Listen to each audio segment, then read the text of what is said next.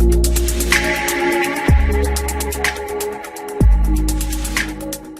guys, welcome to Smallmouth Crush. My name's Travis, and today we're going to do a quick video on how I get set up for my first trip of the year, actually. My buddy Eric called and said, hey, let's go down to the Chesapeake this week.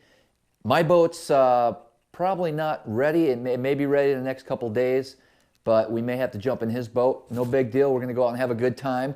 However, I need to get set up. All my rods are in disarray.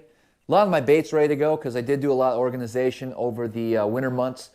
But I'm going to take you guys through the process of how I'm going to get ready for my first trip this year. Now, we're going to be targeting probably largemouth more than smallmouth. I may be able to talk them into giving the world maybe head up to the mouth of the Susquehanna, see if we can get into some smallmouth here and there. But I got to go through my rods and my setup. I apologized ahead of time.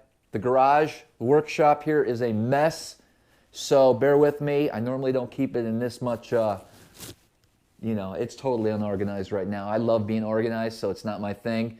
But we're going to go through it and get things set up. I'll show you how I do it.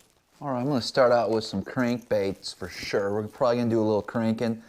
I already have a DT10 on one of my cranking rods here. This is actually ready to go. New line on. Everything's set. That's the DT10. That's a real good color. I like to throw that. I'm also going to go more with the Crawdad Brown. I'm going to tie that one on as well, DT6. Let's put that bad boy on here. Now I think I'm going to go with a jerkbait as well, just in case. I'm going to put, what is that, Lucky Craft 78, something like that. Table Rock Shad.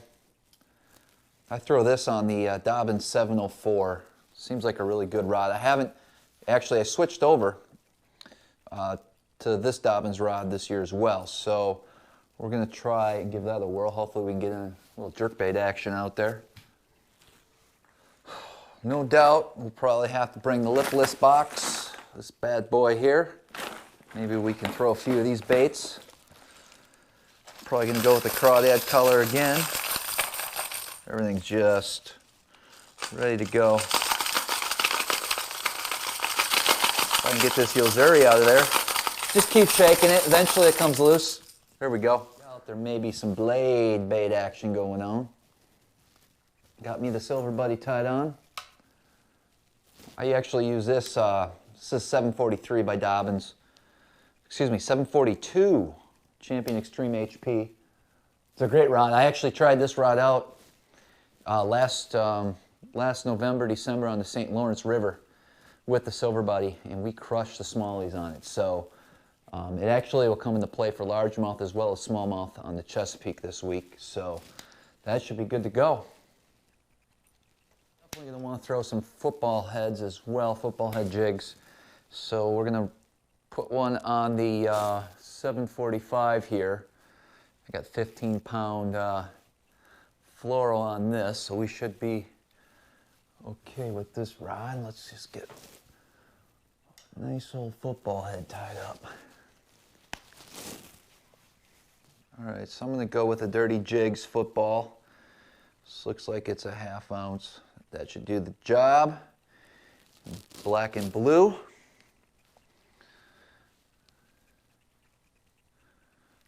We'll see what happens.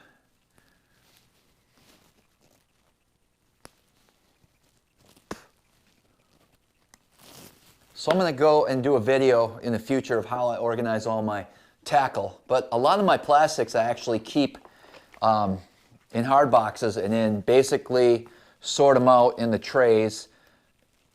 It seems like for me it's better than bringing a bunch of bags along.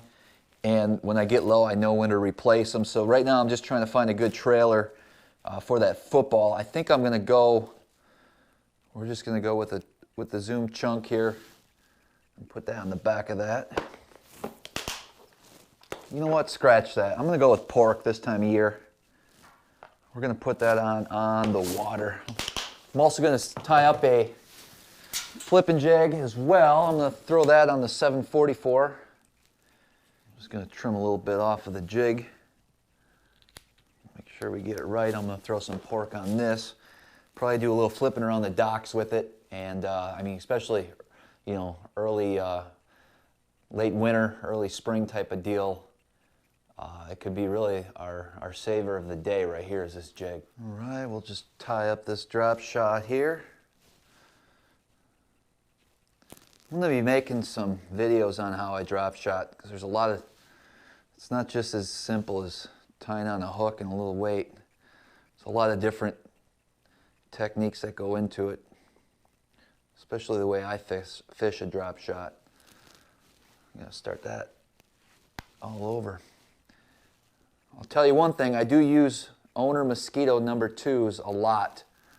I've used those for quite a few years now. And I've used them all. This just seems like the best hook that I've come across. I'm definitely open to changing, but so far, there's just nothing that compares. I've used them all pretty much, rotated through till I found the right hook. I don't even know what this is called, what this knot is.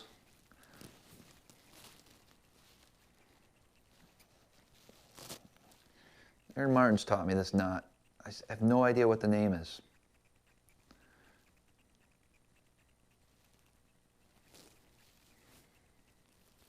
All right, it looks like I'm all set.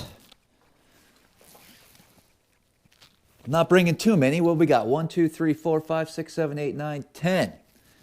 Can't complain about that. 10 rods? Come on. That's nothing, bro. We're good to go. Okay, I mean, that was pretty easy. I had pretty much everything ready to go anyways. I just got a handful of rods. I got the couple crankbaits, a jerk bait, flipping jig and a football and the silver buddy.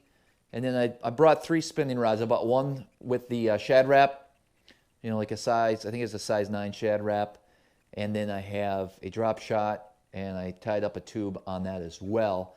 But what I want to do while we got the camera in front of us here is walk you through a little bit how I store my terminal tackle, which can be an issue sometimes. It was for me, not anymore. Pretty much solved that problem. I used to store my terminal tackle. I've tried boxes, you know, big boxes like this. I've tried keeping them in the packages and using a big storage container, putting them in bags, things like that. And I mean, number one thing you want to do is obviously try to prevent moisture getting into terminal tackle. We've all had rusty hooks and stuff, swivels in our boxes, and I mean, it's a waste of money. And man, it bothers me when I run into that. So right now what I do is I keep things in a tray like this. I can just bring it in the boat, bring it back out. And then a lot of the stuff is individually labeled in smaller boxes. So for instance, here we have treble hooks, miscellaneous items, weight, stoppers, superline hooks, wacky hooks, light wire, straight wire, EWG. So I know where everything is. So like saying a wacky. So I bring out the wacky box and open it up. We got a lot of flick shakes in here. What are these? The Falcon hooks, I guess, with the weed guards. And I got a lot of the finesse hooks, Gamakatsu finesse hooks with the weed guards in here. Drop shot with a weed guard. So all that goes in here. And then I also have some of the more heavy duty stuff in this box here. So here we have blades. This is the A-rig box, so snap swivels, things like that. I have a drop shot, tube hooks, Texas rig swim bait hooks, football with weed guards, Carolina rig swim bait hooks, shaky heads, pivot heads. You know, like the swim bait hooks here, this is all, so lead heads, underspins, things like that. And then Texas rig swim bait hooks.